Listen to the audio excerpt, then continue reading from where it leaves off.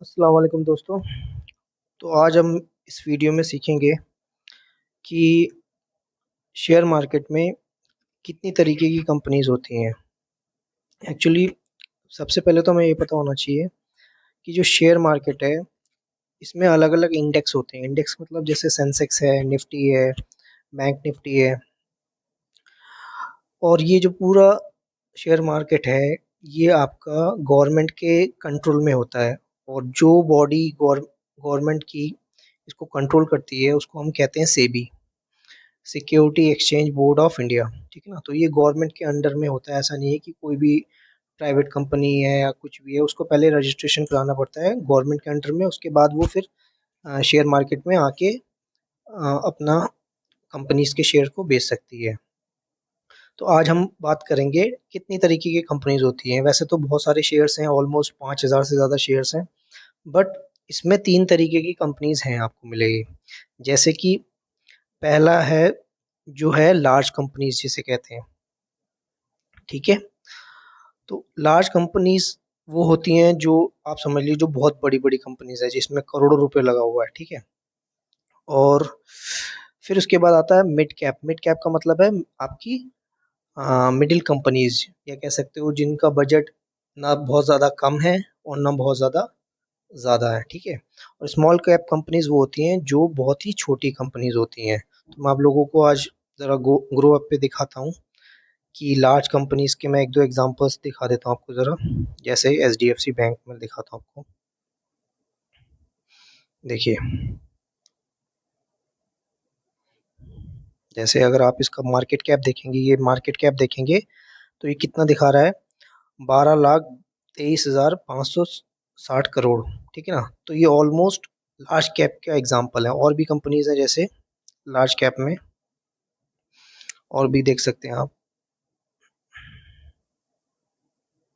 जैसे एसबीआई है। तो ये सारी जितनी भी लार्ज कंपनीज हैं इनके आप मार्केट कैप देखेंगे। मार्केट कैप का मतलब क्या है, मार्केट कैपिटल।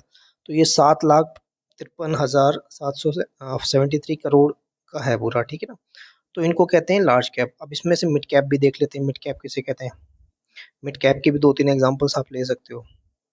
तो मिड कैप का जो मार्केट कैप देखोगे, मार्केट का मतलब वैल्यूज, तो 55,000 करोड़ है। तो ये जो है इसको हम कहते हैं मिड कैप।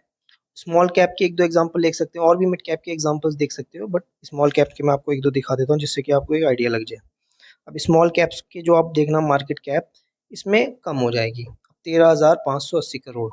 ठीक है। या और भी छोटी कंपनीज में दिखाता हूँ आपको जिनका मार्केट कैप 5,000 करोड़ से कम है, और भी मैं आपको दिखाता हूँ उसमें। जैसे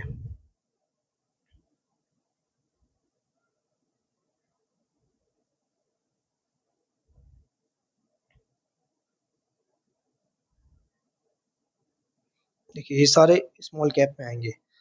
तो कहने का मतलब ये, जो ज़्यादा बड़ी कंपनी है उसमें उतना ही रिस्क कम है आपका, और जो जितनी छोटी कंपनी होगी उतने उसमें थोड़ा सा आपका रिस्क बढ़ जाएगा। ठीक है।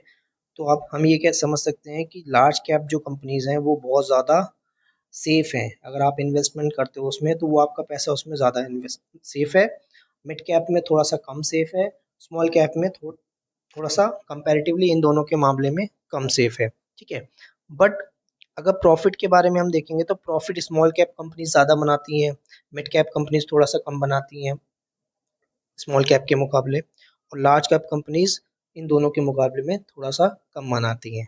तो जितने जितना ज़्यादा रिस्क होगा उसमें उतना ज़्यादा प्रॉफिट बनाने की क्षमता होगी या कैपेबिलिटी होगी। ठीक है ना। अब मैंने जैसे आपको पिछली वीडियो में भी बताया था, जब भी आप कोई भी होल्डिंग्स को आप लोग वो शेयर्स को जब भी बेचने जाओगे तो वहाँ पर आपसे मांगेगा एक टी पिन। ठीक है ना। तो आपको टी पिन वहाँ पर जाके जनरेट करना पड़ेगा।